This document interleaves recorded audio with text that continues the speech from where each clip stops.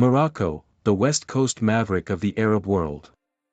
If Morocco were a person, it would be the stylish relative who shows up at family events wearing something unexpected, telling fascinating stories from faraway lands. Everyone knows bits and pieces: Casablanca's cinematic charm, Marrakesh's bustling souks, steaming plates of couscous, and the fez hat, which, spoiler alert, didn't even originate here. But Morocco is so much more than its postcard images.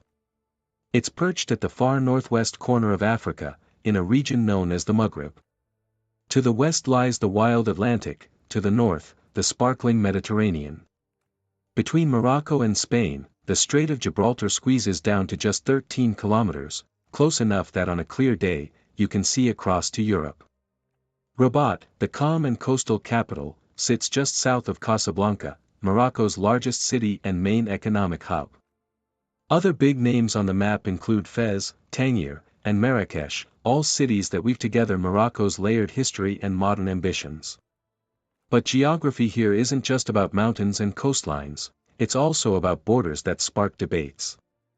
The most complex case is Western Sahara, a vast desert region rich in minerals and offshore oil. Morocco controls most of it, including the major towns and nearly the entire coastline, while the Polisario Front claims independence for the territory. The two are separated by the sand wall, a fortified barrier that stretches across the dunes. Outside powers tread carefully, with some supporting autonomy under Morocco, but none officially granting it full sovereignty. As if that weren't enough, Morocco also shares a complicated history with Spain. Along the Mediterranean coast, Spain still holds small territories, Ceuta, Melilla, and a scattering of tiny islands and rocky outposts. To Morocco, these are reminders of a colonial past; to Spain, they are integral parts of its nation. Step beyond the politics, though, and Morocco unfolds into a land of striking contrasts. The Rif Mountains in the north give way to the Middle and High Atlas Ranges, where snowy peaks like Mount Toubkal, the highest in North Africa, overlook valleys dotted with villages. South of the mountains, the terrain dries into rocky plateaus and, eventually, the sands of the Sahara. In between lie fertile plains, rivers like the Draa winding to the Atlantic, and reservoirs feeding green farmland. Nature here is full of surprises: forests with wild boars, macaque monkeys, and the famous tree-climbing goats near Tamri. Sadly, some species, like the Barbary lion, have vanished from the wild. Morocco is also a powerhouse in resources. It holds about 3/4 of the world's known phosphate reserves, leads Africa in sardine exports, and even dominates the legal global trade in hashish production.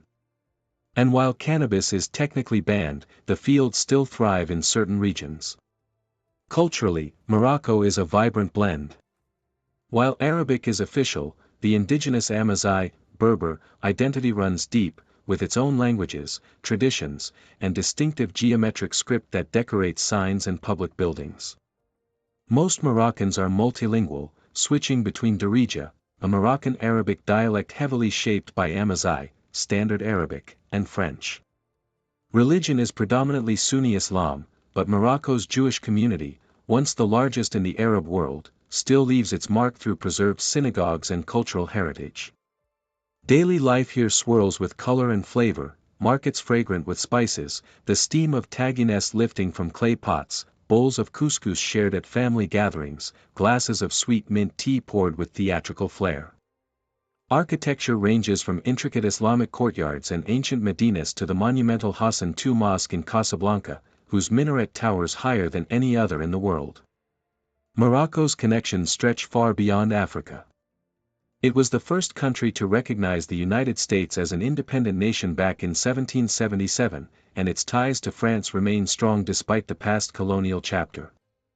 Spain remains both a trading partner and a rival, while Gulf countries like Saudi Arabia maintain close political and economic links. In the end, Morocco is a land of meeting points, where mountains meet desert, Africa meets Europe, tradition meets modernity. It's not just an Arab country or a North African state, it's its own bold character, one that refuses to fit neatly into any single box.